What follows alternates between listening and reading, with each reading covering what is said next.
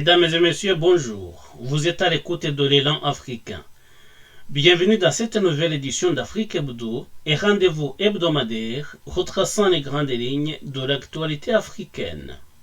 Au sommaire, au Soudan, les combats se poursuivent malgré la prolongation du cessez-le-feu. Au Congo, Félix Tshisekedi lance officiellement sa campagne pour sa réélection en décembre prochain. Au Maroc, une jeune femme meurt dans les heures lors des matchs de football de la Coupe d'Afrique des Nations.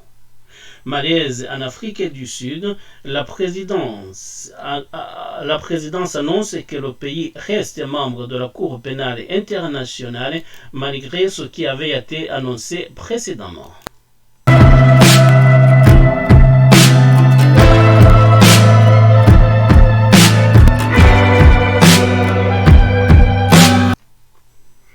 De violents affrontements ont repris ce dimanche à Khartoum, alors qu'une trêve de 3 jours qui n'a jamais vraiment été respectée est sur le point d'expirer ce dimanche. À minuit, des milliers de Soudanais sont pris au piège des bombardements et des tirs anti-aériens depuis le déclenchement le 15 avril d'une guerre entre l'armée du général Abdel Fattah Abderrahmane Ali Bourhan et son numéro 2, le général Mohamed Hamdan Daglo, dit Hemeti, commandant les forces de soutien rapide et des paramilitaires redoutés. Alors que les combats entrent dans leur 3e semaine, les 5 millions d'habitants de la capitale soudanaise, quand ils ne fuient pas, restent barricadés, essayant de survivre aux pénuries de nourriture, d'eau et d'électricité.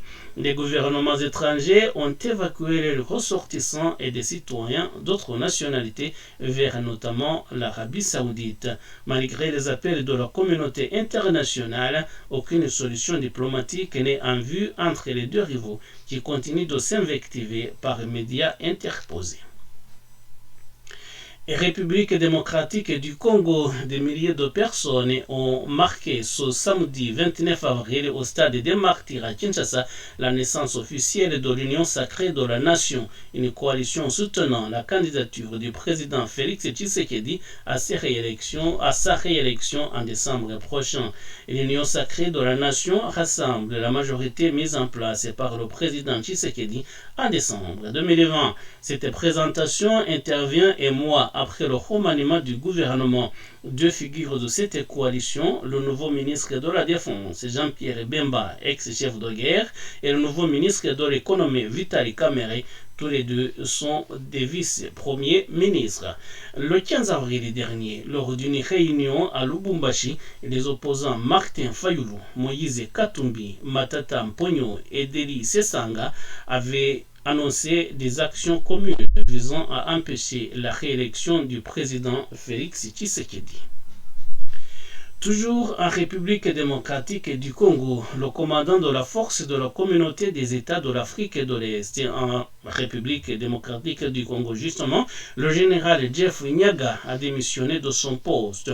Dans un courrier adressé jeudi au secrétaire général de l'organisation sous-régionale, le général Nyaga a soulevé quelques problèmes, dont l'insécurité dans laquelle il se trouverait personnellement. Il dénonce également des campagnes médiatiques négatives bien orchestrée menée contre sa personne, accusée d'être complaisante avec la rébellion du M23.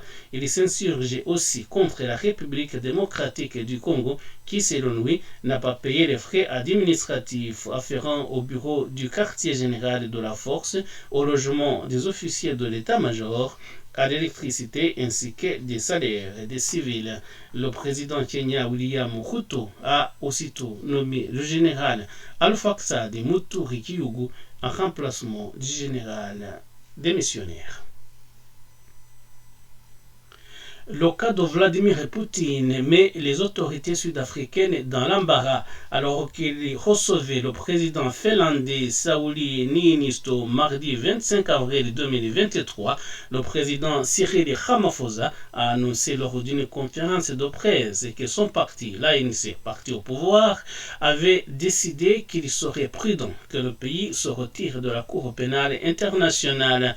Une annonce démentie le même jour dans la soirée. La présidente présidence sud-africaine, indiquant qu'il y avait eu une erreur de communication et que le pays reste bel et bien membre de la Cour pénale internationale.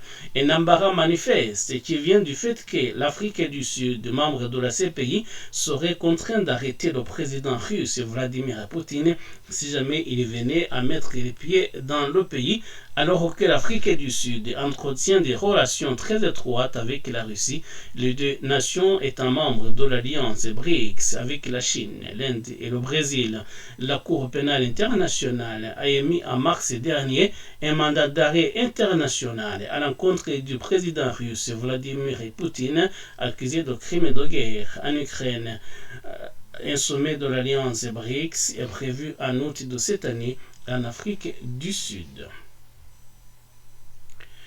300 décideurs, ingénieurs ainsi que des entreprises du domaine spatial du continent africain se sont réunis du 25 au 28 avril 2023 à Abidjan, en Côte d'Ivoire, pour développer la coopération sud-sud en matière de recherche, de formation et de partage d'informations. Organisée par l'Union africaine, cette rencontre visait à faire de l'espace un outil de développement de l'économie locale, de lutte contre le changement climatique et d'amélioration des techniques agricoles. À travers cette conférence, l'Union africaine encourage vivement chaque État à développer à son échelle l'industrie spatiale et à créer des synergies. D'après l'Union africaine, le continent compte une cinquantaine de satellites.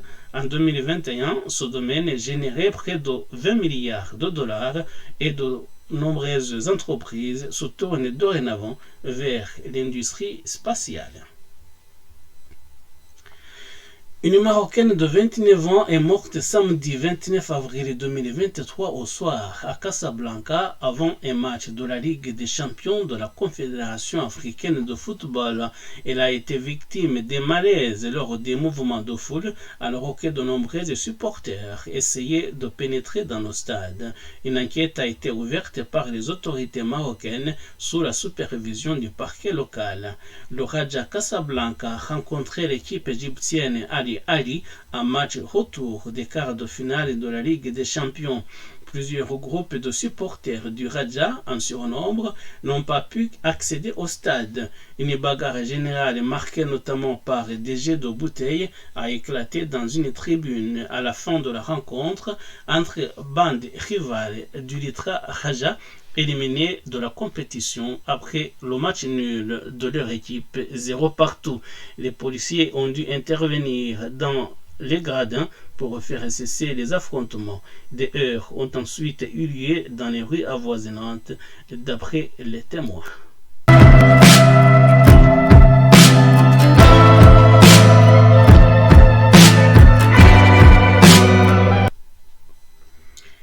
Mesdames et messieurs, voilà la fin de l'édition de ce dimanche 30 avril 2023. Je vous rappelle les titres.